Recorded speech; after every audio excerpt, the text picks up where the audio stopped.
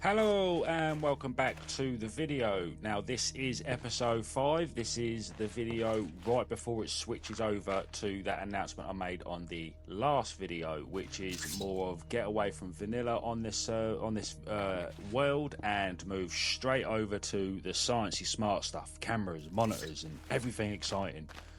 So this is the last video of it somewhat being vanilla. Towards the end you will see me craft the manual. But in the last video, I showed you my little XP farm. This is me improving it, trying to attract more zombies over to the area for me to gain more XP. I am at level 36, but once I start getting bookshelves, those levels will go fast on everything and anything. So I then started making a tunnel from where my little bait area is, I'll call this my little bait box, over to the tunnel where I'm currently standing for my XP. I ended up moving my jukebox over into my little bait box to try and get the zombies going over to the area. I need to try and find a way to get them sort of forced round to the hole. There you go, that's me pissing around with it again. Decided to then mine all my carrots, get them ready. I do need to start stocking up on food because if it gets to the point where I bug out, I don't want to be caught short. I'm pretty much here waiting for the blood moon, so I waste time by just bone mealing a load of carrots and getting food ready. Started turning food into, well, my carrots into golden carrots, better saturation, more hungers, it fills up. Plus ready for me to go spend a whole night down testing out my bait box, to which I found out the bars are pretty much hiding me from the zombies. They're not interested if the bars are there, but if I end up taking the bars off, I think I end up replacing them with slabs so they can still see me properly and want to get access to me. It doesn't help with the skeletons. They'll shoot through. For some reason they are Lara Croft. They will shoot through little gaps and holes and get you. So this is when I realised that this does work, just putting slabs there, best option. I do have a shield, so I should really be protecting any shots from the skeletons whatsoever. Ended up taking the bottom layer of bars off around a large majority of it, and then started pissing around with the not jukebox, the note block. There you go, mess up words spectacularly. Started spending the rest of the night killing skeletons, trying to get them. I do need to try and find a way to move the drops forward. I started pushing blocks there just to pull him forward into the hopper to actually get them in the chest. There will be a system in place some point down the line. I've still not built it yet, but at some point down the line. Put a load of bows together because I do want 100%. Look at that, got an arrow in my head. I look like a handsome man right there. Getting a bow, finally got the achievement. Only took me at this point of the video 50 days. So got the achievement, chuffed myself, went back upstairs and started celebrating by myself.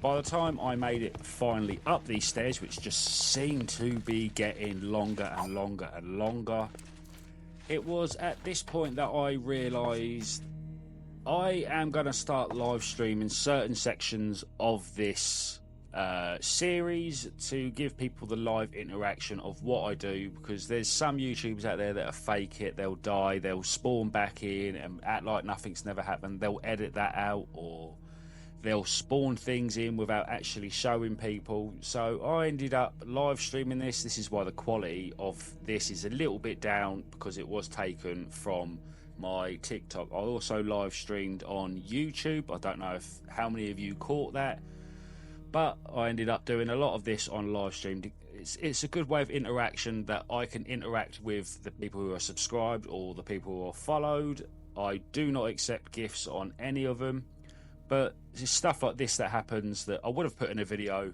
like I am now, but look at this, look, put the block down, put a new one there, disappeared. If that had happened, I could have died right there. So I ended up just packing it in. It was a blood moon anyway. I went straight back to the XP farm. That's what you call it. But again, quality's there. It will come back, but it is just a quality thing. The XP farm started working really well at this point, and I have no idea why. But the quality should come back hopefully soon. it shouldn't be that bad for much longer, maybe another minute or so. But like I said, the live stream is a way for me to interact with people who follow and subscribe. I'd like to give back and talk to people. It's a good way of getting ideas for the next video as well, and it just makes everyone feel a bit more at home. So the whole channel itself is based on interacting with subscribers, which of course subscribe if you can. But yeah, this is pretty much it. I want to try and give back as much as I can. I did collect a load of arrows at this point, which was handy because I haven't got to make it. But I did finish the outer ring of the perimeter that I want to put up with the water. I did originally want lava, but trying to get lava and that large quantity of it going around the back, it'd be 10 episodes of I found lava. And I'm pretty sure no one wants to be watching theoretically an hour's worth of guess where I got the lava from today. I did go back to the XP farm. A lot of people in the live actually enjoyed it. They didn't like the music I was playing, but they did enjoy it to a certain extent. This is actually where I moved the jukebox over to the mud block. It made a high pitched sound and it weren't too do on your ears. So I ended up putting, I don't know why I put that there. There we go. It should be mud. There we go. That's what I done. Put mud there, jukebox. Pissed around with it, as always. Start playing with a new toy.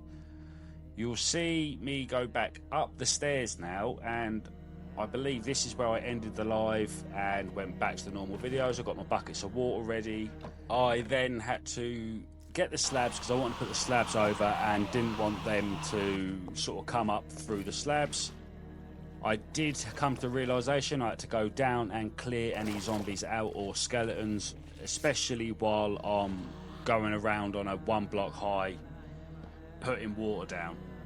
Did have to put these spruce lamps round to stop the water freezing up. I felt that was going to be an issue while I was up there and didn't want random frozen blocks sort of scattered around. So this was the plan. I wanted to put a layer of water in the middle. They do drown underneath these slabs, so I ended up putting slabs over the top. And at some point I want to put a handrail going around the whole thing. Like I said, I want to turn this into like a massive protection area. Didn't really do much that night. Sniped a few zombies and then went back out and started doing this. The idea was to try and get it all done in one night, but these blood moons are coming thick and fast. Did go around, put some more birthday candles everywhere. Wanted to make sure it was completely lit up and try and stop it, but that's what that flux thing does. It gives you string, and that is what I needed. I did put a fish in here for some reason, kept it as a pet. I'm kind of alone on this world, but this is a prime example of what the water does. See, they come up, they get stuck underneath the slab, and they just suffocate. It's just a defense way, and if they do fall over the edge, they hit the ground hard anyway and lowers their health. But the water I put on there had leaked through to the XP, but also bundled all these zombies up in one area. I then made a load of golden carrots, starting to like these, and checked out where the actual water was going after it had gone down, and look at that, it completely destroyed it. Completely destroyed the area that I'm working on. Then spent pretty much a whole day fixing it and arranging it to stop the water flow, and I even used the water to some degree to move the zombies down into my XP area just to see if that works. There is a break in the water, but it don't matter too much. I thought I'd utilise this by making a second XP farm. So look at that, it looks cleaner down there. So the zombies that go towards where my bait area is, they fall down a hole. I'll have to put a trapdoor there. But look at that, the slabs at the top, they don't really notice you. But this is that little area I was telling you about for a second XP, which I will do it. These are the electric fences. They don't do anything, they don't electrocute, you can't mine them. I even made this stupid hammer again thinking this is what it's for. It isn't for that. So I do find a way in the next episode, in episode 6, the famous episode 6, to get rid of that block. but in the meantime it's sitting there and I can't mine any trees while it's there. It's just annoying. Had a little look through the crafting table, what I can and can't make. This is a rough idea of what from episode 6 onwards is going to be like. It's going to be a lot of this stuff. This is the stuff I was looking into that I want to get going, if that makes sense. This is the security manual.